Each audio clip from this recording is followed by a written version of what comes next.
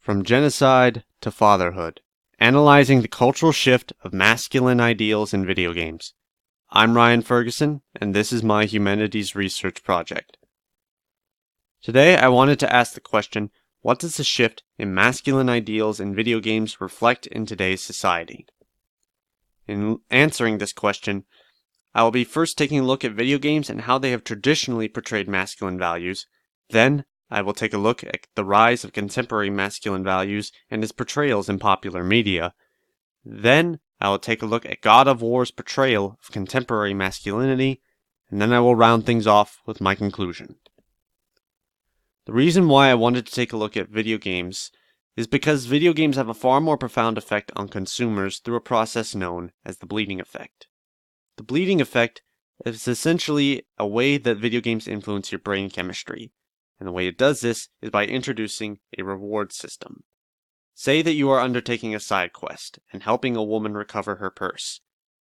Well, when you accomplish that mission, you are typically rewarded with gold and/or XP, a reward, an incentive for you to continue doing the same actions in the game. This, then, is applied to real life. Once you exit the game, that influence, that subconscious reward that you expect, that incentive to help that woman recover her purse, carries over into real life. Now, this can be used to convey more positive ideals. However, video games have typically been power fantasies that have been driven to fulfill consumer desires.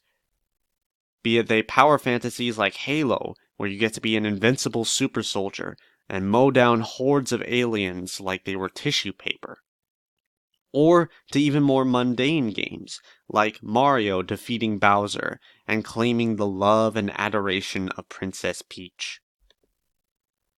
God of War is particularly guilty when it comes to the first three games, and how they have portrayed rather negative traditional masculine values in an effort to please the consumer.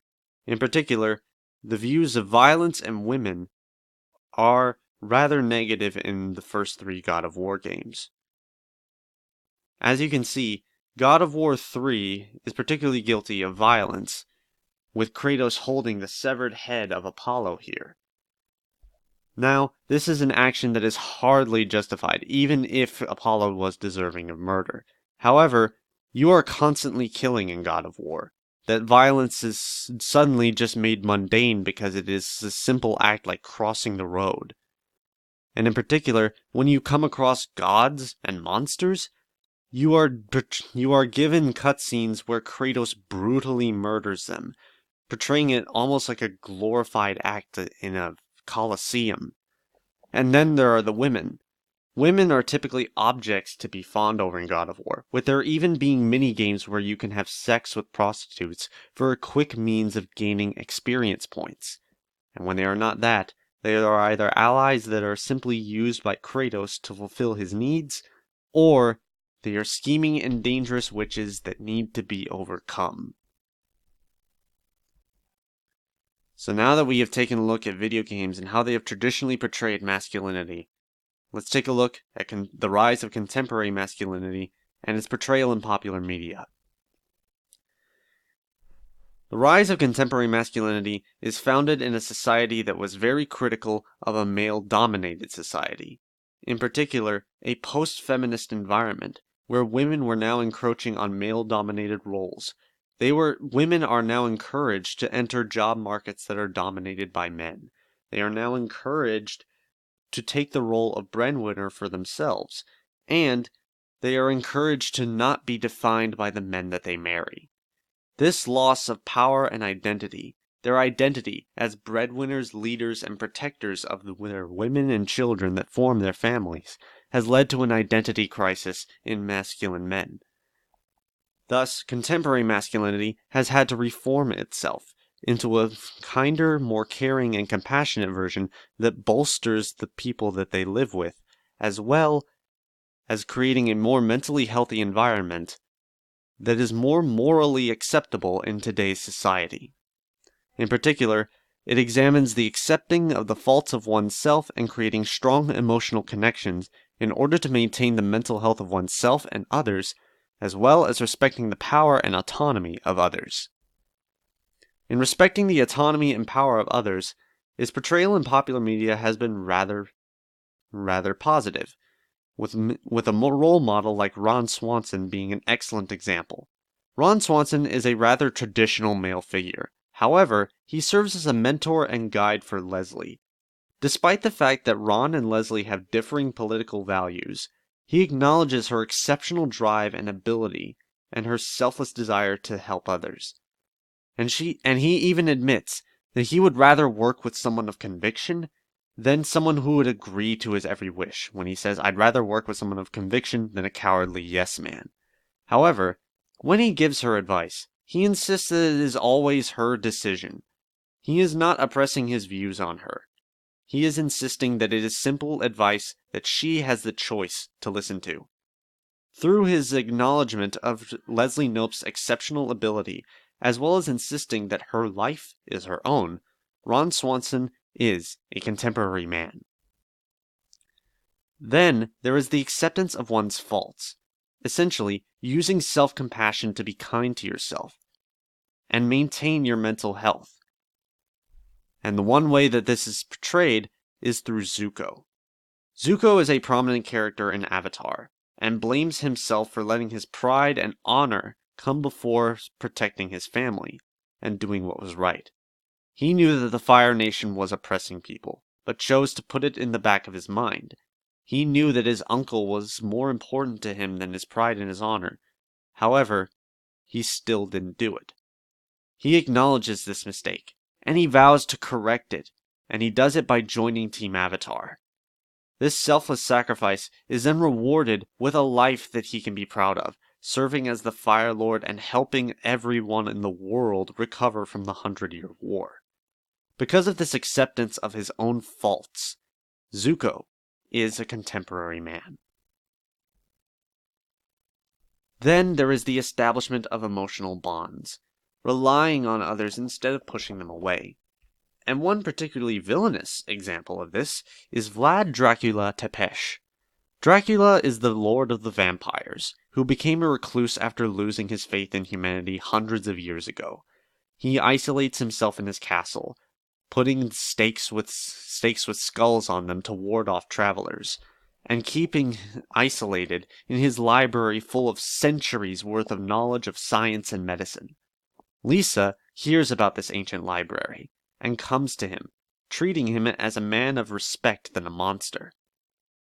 Dracula is inspired by her selfless desire to become a doctor and help others, and his relationship with her helps him to see the good in humanity.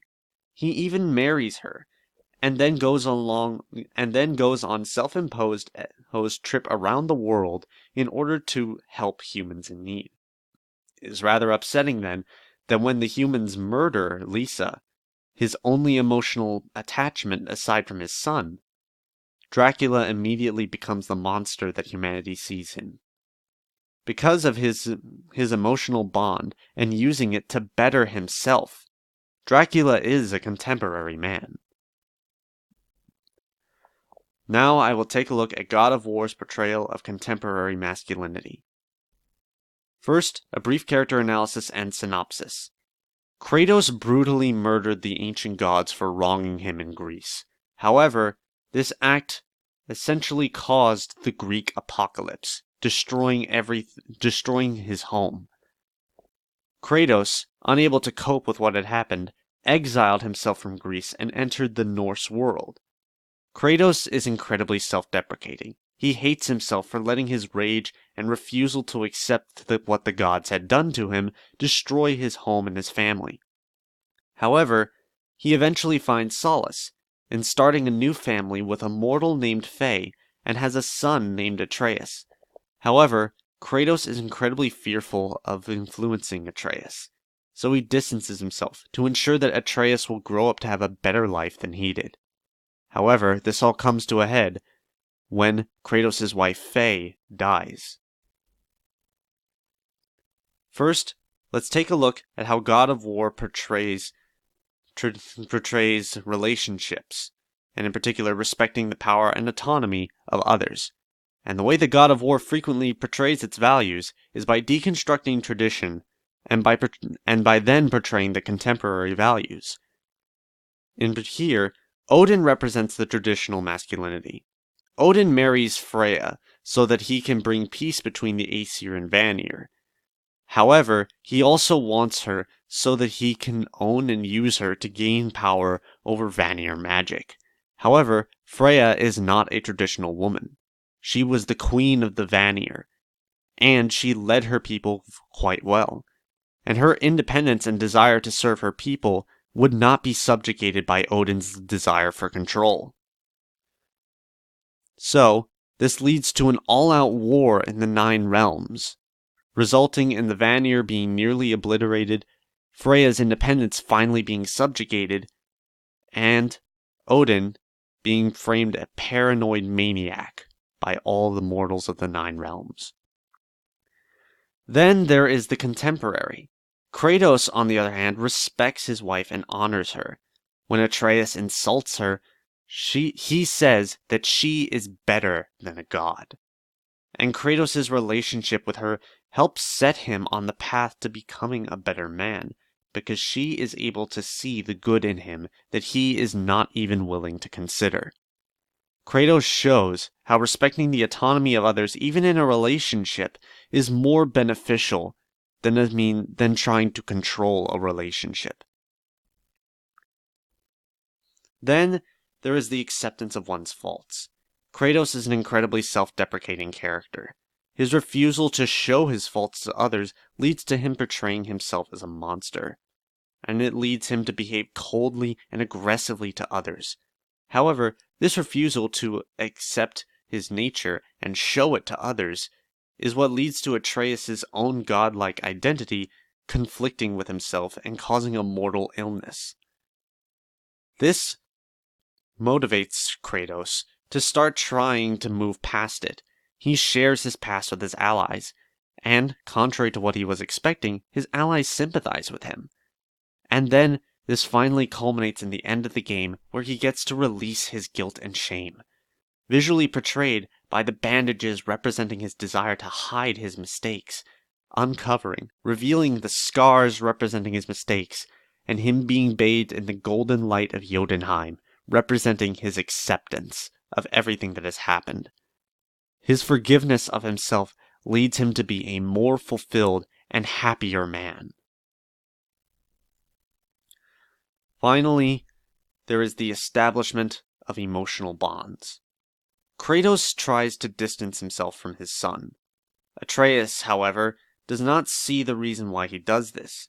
He does not believe that his father is trying to prevent himself from influencing him. Instead, he believes his father doesn't want him. It is visually portrayed here, with the snow outlining Kratos' figure, representing his cold demeanor, and the shadows covering Kratos, representing how little he knows his father. It combines to create a terrifying image of Kratos, like a boogeyman. And this all comes to a head after Atreus recovers from his mortal illness, and he overheard his father say that he was cursed. He said, "You think I'm weak because I'm not like you. I know I was never what you wanted, but after all this, I thought maybe things were different." God of War has deconstructed this traditional value of distancing oneself, and it has showed that Kratos' traditional actions have fractured his relationship with his son. Then comes the contemporary portrayal of emotional bonds. Kratos shares the truth after seeing the damage that his actions have caused, and Atreus responds by putting more trust and faith in his father's wisdom. He acknowledges his father's faults, and he accepts his father's doctrine that he must be a better man than he is. This reforged bond helps his son grow into the man that Kratos wants him to be, and helps Kratos on his own journey to forgive himself. Now for the conclusion. Video games have adapted to the shifting values of players, and masculinity has changed to become more socially acceptable and caring towards others, leading to a contemporary portrayal in games. And Kratos' transformation from monster to hero shows the ability for humans to learn and grow. And God of War has created a tale that appeals to the player's desire to be a better man. And here is the work cited. Thank you.